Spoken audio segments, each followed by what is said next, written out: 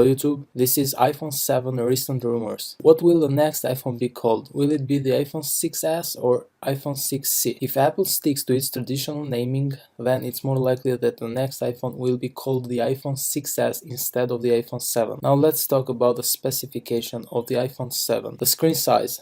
4.7 inches may be the sweet spot for the average Apple fan, but seems that Apple is going to include different sizes for the screen. Next, moving on with the design of the next iPhone, Apple has published a patent relating to such displays, which hints at a future iPhone with a display that extends onto the sides of the device, providing interactive or touch-sensitive portions that give access to the slide to unlock functionality, music player controls, messaging readout, caller ID, system controls, and much more. It's possible that Apple will use different materials to make the iPhone 7 more durable. There are words that the iPhone 7 will have a 3D display. The iPhone 7 could feature a 3D display, in other words, a 3D screen that doesn't require glasses to see. A very hot topic for the next iPhone will be the camera. When it comes to the iPhone 7's camera, the latest reports suggest that it could offer a significant improvement over the camera found in the iPhone 6 and iPhone 6 Plus. In fact, this could be the biggest camera jump in the history of the iPhone. Daring Fireball's John Gruber recently said in a podcast on his blog that a source claims the iPhone 7's camera will have a two-lens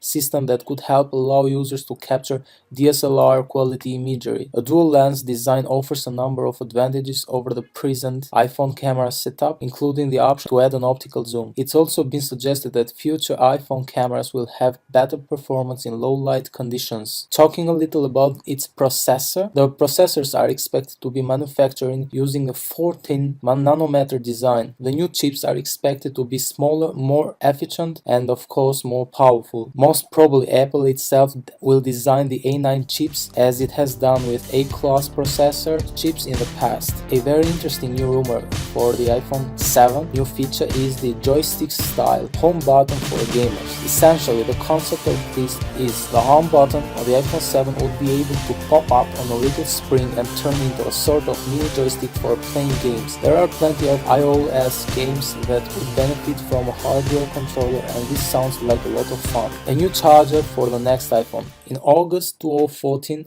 rumors about a new iPhone charger emerged, suggesting that the USB part of the charger could be reversible, just like the Lightning Connect. Imagine the USB being plugged into the adapter both ways, in the same way that the Lightning connector itself is reversible. iOS 9 is also likely to introduce new features at the software level. Among the features we're hoping to see in iOS 9, improved parental controls, group FaceTime calls, and split-screen application multitasking. And now about the release date. When is the iPhone 7 coming out? If Apple sticks to its traditions, we can expect the iPhone 7 to arrive in mid of September 2015. However, it's possible and has been widely speculated that Apple will begin releasing new iPhones twice a year to help it keep up with the ever-growing and ever-improving competition. This would mean an iPhone launch event in the spring of 2015 followed by another in the autumn. In this case, we would expect less dramatic enhancements in each update, perhaps an S-Class update in the spring followed by the full iPhone 7 in autumn. Another tech site says it has a source in the supply chain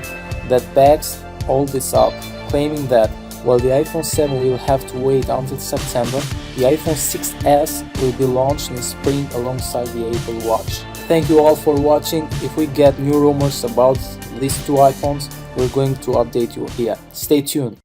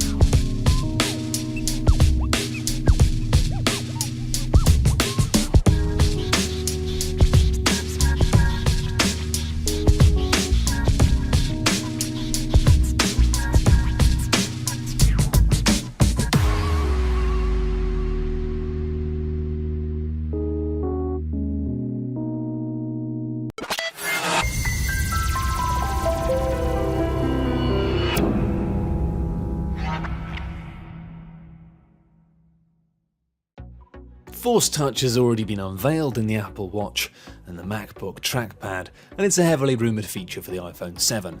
It detects finger movements and distinguishes between hard and soft taps. I mean, anyone can do that, frankly. Degrees of pressure will effectively result in contextual menu pop-ups, depending on the strength of touched use. In essence, this will allow developers to use an extra set of new inputs for allowing users to interact with their apps in new ways. For example, imagine a first-person shooter being able to tell if you want to launch a grenade or fire a gun simply by measuring the force of your tap. Given that Apple rarely upgrades their tech in ways that Samsung and other companies tend to, holographic projections for the iPhone 7 probably won't happen. I mean, maybe it'll happen for the iPhone 43s, but not for the next major iPhone. With things still, it'd shock everyone and it would be an amazing feature nonetheless. The ability to turn your iPhone into what would essentially amount to a tablet workstation would be a game changer, especially in the stagnated smartphone market. Hell, just give me a virtual keyboard that was made holographic, and I'd be satisfied. A keyboard for typing, letters and stuff, not for playing jazz and funk. Although actually, no, I want that more. I've changed my mind.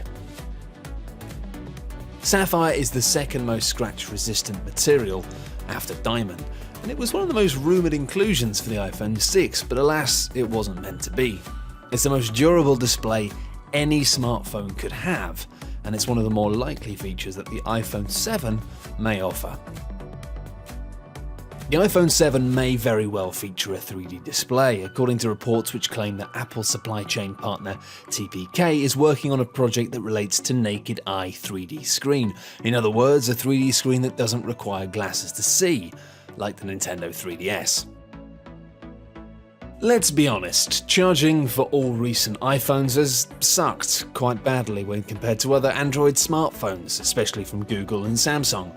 Apple manages to make each new iPhone slimmer while equipping it with a faster processor and a graphics chip to also improve on battery life. The iPhone 6 was originally rumoured to have a front display made from sapphire glass, which would have made it possible to use it as a solar collector. This would allow you to put your phone into charge mode throughout the day. All you'd have to do is take a walk in the park at lunch just to give a boost to your battery. I mean, a walk in the park with your phone out, which might be risky depending on the park, and also you do need sunshine, which, if you're from England like me, you've got basically no chance of having any. But it would be fun. Here's hoping it comes to the successor. Another feature we'd like to see in the iPhone 7 is the device being waterproof. Apple has already emphasised health-related functionality in its mobile devices going forward, and it would be a logical move for the smartphone, enabling athletes to utilise it while swimming, etc. Go for a swim whilst checking Facebook? No, just me? Alright. Since the iPhone has no removable back panel, the ports should be the only thing that need to be sealed off. And considering the fact the latest MacBook seems to be decreasing the number of ports and entries on it, maybe it just won't be any pretty damn soon. It's kind of annoying that Apple have never really upgraded the iPhone screen in terms of keeping up with the latest technology. With the iPhone 7, we're expecting the company to deliver a possible 4K iPhone 7 Plus phablet, or at the very least a Quad HD iPhone 7 Plus and a Full HD iPhone 7. It all sounds like absolute nonsense to me, but they'll probably do that, one of those things. Whoa, technology. What is this? The 1990s? Are we all back in the 1990s? Why haven't we got wireless stuff going? Wireless everything. Wireless energy, wireless happiness. Anyway, while basically every other smartphone in the world offers wireless charging, iPhone users have never experienced it. Well, not without, big clunky add-ons anyway. The technology has come a long way in the past few years, and Apple, a company that has over $100 billion in the bank, should ideally invest in a now common feature that you see in many kinds of phones. We understand this being implemented in the iPhone 7 is a little bit far-fetched, but it's still a possibility, after Apple created a patent for basically a joystick version of the Apple Home button. The button would essentially expand into a mini joystick that could be moved around in order to control various activities on the screen. This would target the massive iPhone game market, and it would be amazingly fun too. You could have different types of games, maybe some games that weren't awful. The laser keyboard feature has been rumoured ever since the original iPhone was released. Imagine the iPhone 7 comes equipped with a laser keyboard and, better yet, a holographic projector. Now we're talking. It may be a long way away, but at least Apple acknowledges that there's some appeal here. They have a patent for a projected keyboard showing how the system might work with a laser projected keyboard built into an iPad. Maybe one day, my personal dream of playing Grand Theft Auto 6 anywhere via the iPhone 7 whilst playing jazz music on a holographic keyboard with a joystick feature and an inbuilt projector could become the reality that currently is just a dream. But knowing Apple and the fact that that's kind of ridiculous, probably not.